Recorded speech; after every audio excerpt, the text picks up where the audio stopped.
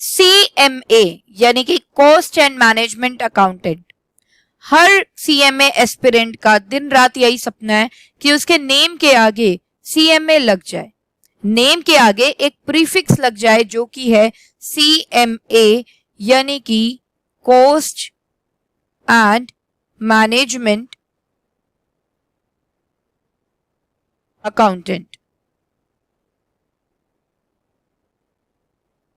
पर वो CMA aspirant ये जानना चाहता है कि मैम जब हमारे नेम के आगे CMA लग जाएगा तो क्या वैल्यू हमारी होगी, हमारे बीइंग अ CMA क्या क्या अपॉर्चुनिटीज रहने वाली हैं, हम अपना प्रोफेशन कैसे सेटल कर पाएंगे, क्या क्या अपॉर्चुनिटीज हमें बिजनेस ऑर्गेनाइजेशंस में मिलने वाली हैं, तो बेसिकली हमारा फ्यूचर क्या होगा। ये वीडियो बहुत ही धमाकेदार और जबरदस्त वीडियो रहने वाली है आप लोगों के लिए, क्योंकि इस वीडियो में मैं आपको बताने वाली हूँ future of CMA। Jai Shri Shyam everyone, this is your educator Sakshi Dua, welcome CMA foundation grooming education. तो आज की इस वीडियो में हम लोग बात करने वाले हैं फ्यूचर ऑफ CMA के बारे में, जो कि हर वो CMA एस्पिरेंट जानना चाहता है, ठीक है, जो CMA बनने के लिए दिन रात मेहनत कर रहा है।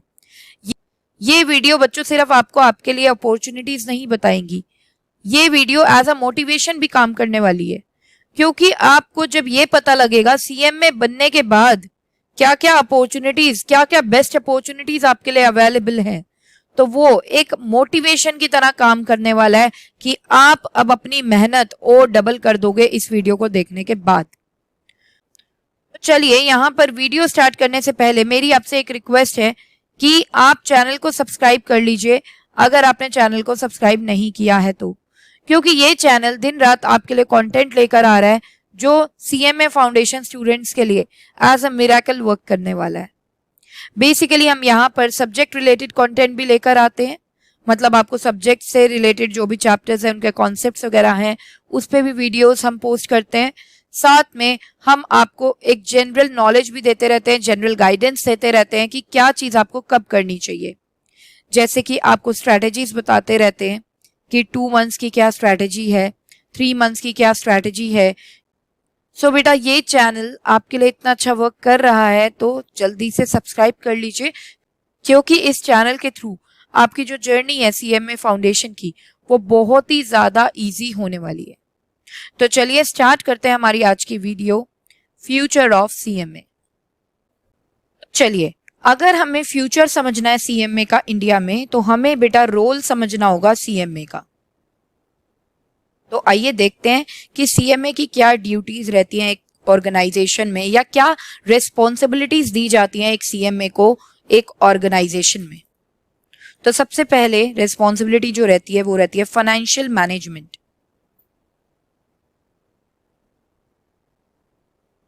Students as we know that कि हर एक बिजनेस ऑर्गेनाइजेशन पैसा रेज करती है फ्रॉम आउटसाइड, राइट, फंड्स को रेज करती है from outside, like funds raise कर लिए from general public, funds raise कर लिए फ्रॉम फाइनेंशियल इंस्टीट्यूशंस। तो फंड्स को रेज कैसे करना है इससे रिलेटेड एक डिसीजन लेना पड़ता है, क्योंकि there are various sources from where the business organisation can raise the funds, right. तो कौन सा सोर्स बेस्ट सोर्स रहेगा फॉर रेजिंग द फंड्स, तो उसके पीछे डिसीजन मेकिंग रिक्वायर्ड है। दूसरी चीज, अब जो फंड्स रेज कर लिए हैं उसको यूटिलाइज कैसे करें कि बढ़िया से बढ़िया प्रॉफिट जनरेट हो। एज वी नो दैट एक बिजनेस ऑर्गेनाइजेशन के पास बहुत सारे प्रोजेक्ट्स होते हैं जिसमें वो पैसा लगा सकता है, लेकिन एक बिजनेस ऑर्गेनाइजेशन उस बेस्ट प्रोजेक्ट में पैसा लगाना चाहेगा जिसमें उसका रिस्क भी मिनिमम हो और साथ में जो प्रॉफिट है वो मैक्सिमम वो ले सके, राइट। तो यहाँ पर यूटिलाइज भी कैसे करना है फंड्स को, यानी कि यूटिलाइजेशन ऑफ फंड्स, फंड्स को यूज कैसे करना है उससे रिलेटेड भी डिसीजन चाहिए। अब जैसे ही फंड्स यूज किए गए तो प्रॉफिट जनरेट होगा।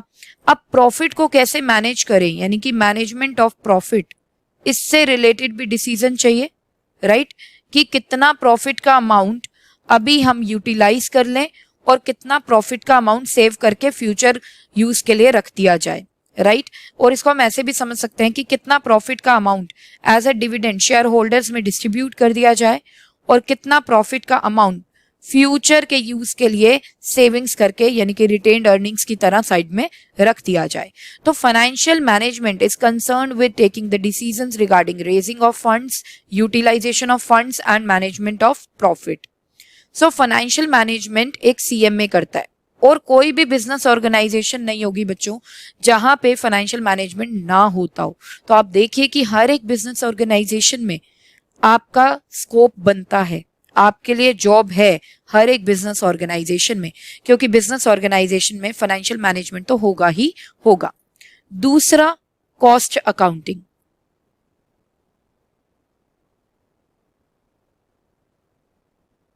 अब ये कॉस्ट अकाउंटिंग क्या है, सबसे पहले समझते हैं कि कॉस्ट क्या है।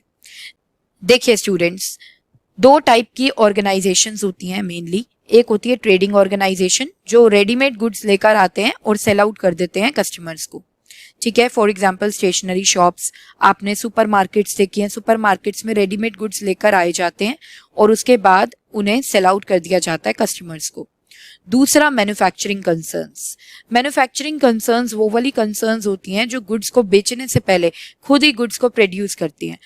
तो वो गुड्स को प्रोड्यूस करती हैं, उसके बाद कस्टमर्स को सेल आउट करती हैं। अब चाहे ऑर्गेनाइजेशन हो ट्रेडिंग कंसर्न या फिर ऑर्गेनाइजेशन हो मैन्युफैक्चरिंग कंसर्न, आप देखिए कि एक्सपेंसेस दोनों टाइप की ऑर्गेनाइजेशंस कर रही हैं, ट्रेडिंग कंसर्न भी और मैन्युफैक्चरिंग कंसर्न भी।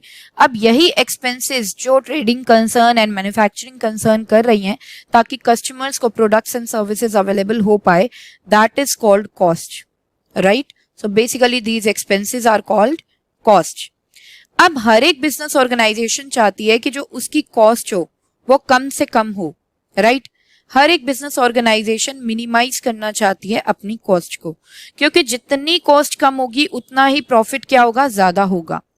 तो हर एक बिजनेस ऑर्गेनाइजेशन अपनी कॉस्ट को कम करना चाहती है और ये पॉसिबल कैसे होता है, ये पॉसिबल होता है सीएमए के थ्रू। बेसिकली वो सीएमए ही है जो स्ट्रेटजीज बनाता है कॉस्ट को रिड्यूस करने के लिए। एंड साथ ही में कॉस्ट अकाउंटिंग भी कौन करता है, सीएमए करता है। Now what is cost accounting? Cost accounting is a branch of accounting which is concerned with the measurement of cost as well as concerned with the strategies to reduce the cost of the business organization. तो देखिए बच्चों, हर एक business organization के अंदर cost accounting होती है, right. हर एक business organisation चाहती है कि कॉस्ट रिड्यूस हो जाए और वो काम कौन करता है, वो सीएमए करता है। तो देखिए कि सीएमए का स्कोप कितना ज्यादा है हर एक ऑर्गेनाइजेशन में। तीसरा, strategic decision making. Strategic decision making.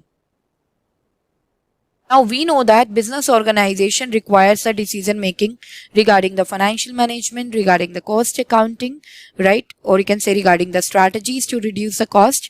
तो यही है बेटा strategic decision making कि CM में strategies बनाता है business organization के लिए।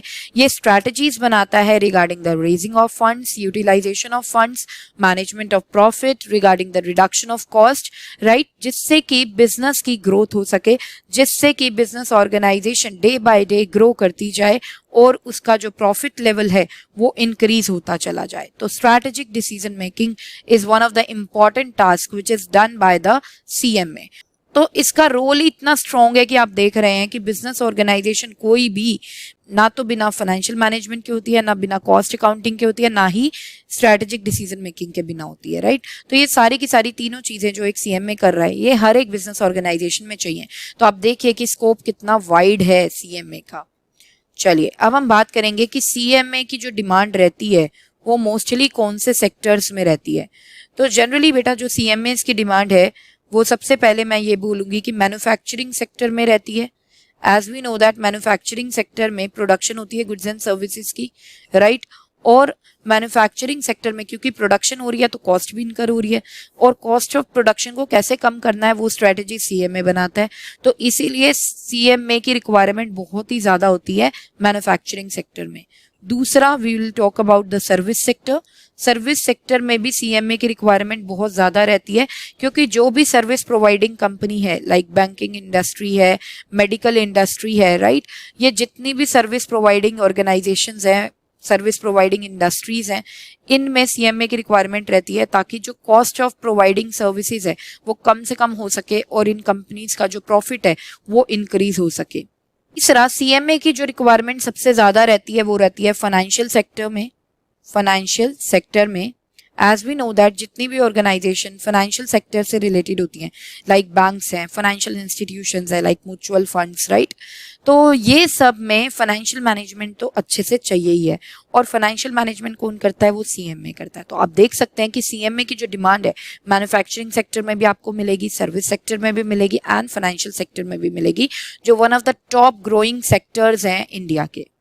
तो अब स्टूडेंट्स मैं आपको यहाँ पर ये भी बताना चाहूंगी कि ये जो डिग्री है आपकी सीएमए की डिग्री, आप सीएमए बन जाते हो तो आप जॉब सिर्फ इंडिया में नहीं, आप किसी और फॉरेन कंट्री में भी जॉब कर सकते हो, वेदर इट इज कनाडा और इट इज रशिया और इट इज अमेरिका, बिकॉज जो सीएमए की डिग्री है ना that is recognised world wide.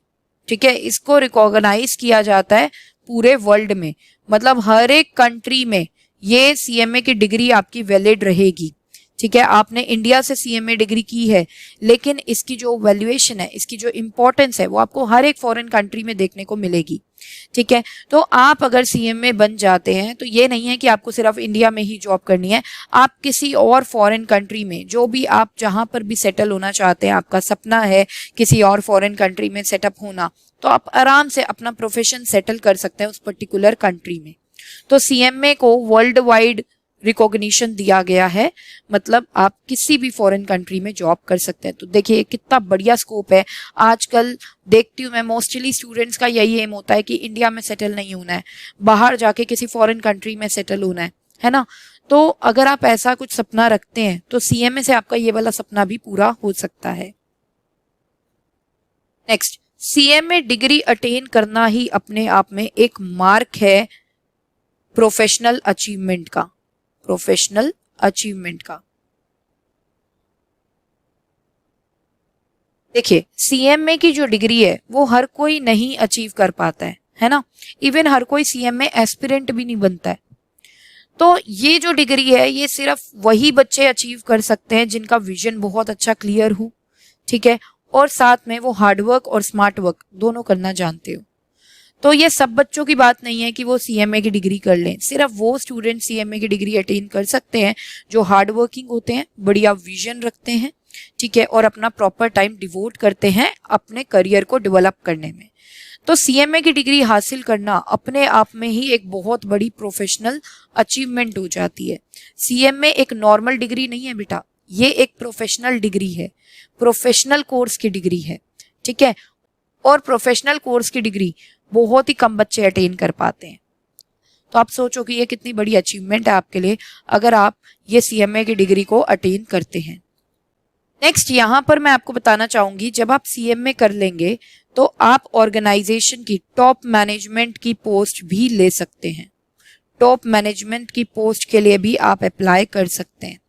Mostly CMA ही देखे जाते हैं बेटा सीनियर मैनेजमेंट पोस्ट पे, सीनियर मैनेजमेंट पोस्ट पे, ठीक है। अब टॉप मैनेजमेंट का काम होता है ऑब्जेक्टिव सेट करना किसी बिजनेस ऑर्गेनाइजेशन के लिए और स्ट्रेटजीज बनाना कि वो जो ऑब्जेक्टिव सेटअप किए गए हैं उसको कैसे अचीव किया जाएगा। और ये काम भी अगर कोई सीएमए टॉप मैनेजमेंट में है तो वो कर सकता है, और ये काम सीएमए के अंडर ही आता है स्ट्रेटजीज बनाना। जैसे कि मैंने आपको अभी बताया था कि CMA is related with strategic decision making, right, और strategic decision making is the work of top management. As we know that कि बिजनेस ऑर्गेनाइजेशन में जो हायरार्की है मैनेजमेंट की that is divided into 3 levels, top level, middle level and lower level. तो with CMA degree आपको opportunity मिल सकती है कि आप बिजनेस ऑर्गेनाइजेशन के टॉप मैनेजमेंट का पार्ट बन सकते हैं, आप बिजनेस ऑर्गेनाइजेशन के सीनियर मैनेजमेंट की पोस्ट पर आ सकते हैं, ठीक है। तो आप ये देखिए कि ये कितना बढ़िया मोटिवेशन की तरह आपके लिए काम करने वाला है। देखिए बेटा आप बनने जा रहे हैं टॉप मैनेजमेंट का हिस्सा, तो सोचिए आज थोड़ी सी तो स्ट्रगल आपको फेस करनी पड़ेगी आगे, क्योंकि जो भी अपॉर्चुनिटी मिलने वाली है वो बहुत ही ज्यादा फ्रूटफुल है। नेक्स्ट, सीएमए के बाद आप जो जॉब करेंगे वो जॉब भी स्टेबल रहती है, जॉब सिक्योरिटी है इसमें जॉब स्टेबिलिटी है।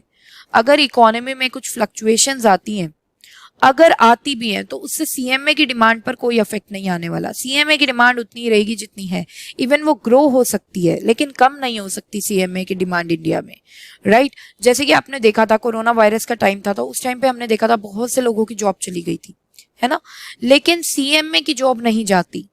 चाहे कैसा भी टाइम आ जाए इकोनॉमी में, जैसी मर्जी फ्लक्चुएशंस आ जाए, बट सीएमए की जॉब एक ऐसी जॉब है जो इंटैक्ट रहने वाली है, जिसमें कोई चेंज नहीं होने वाला है।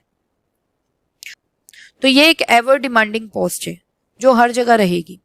तो at last I would like to conclude that कि सीएमए का काम है किसी बिजनेस को ग्रो कराना, by doing proper financial management of it, by doing proper cost accounting and auditing of it. तो यहाँ पर गाइज आई होप कि ये वीडियो आपके लिए काफी यूजफुल रहेगी। If you feel the same then please like the video and subscribe the channel. तो यहाँ पर सेशन को एंड करना चाहूंगी। मिलते हैं हमारे नेक्स्ट सेशन में। Till then bye bye, take care, जय श्री कृष्ण।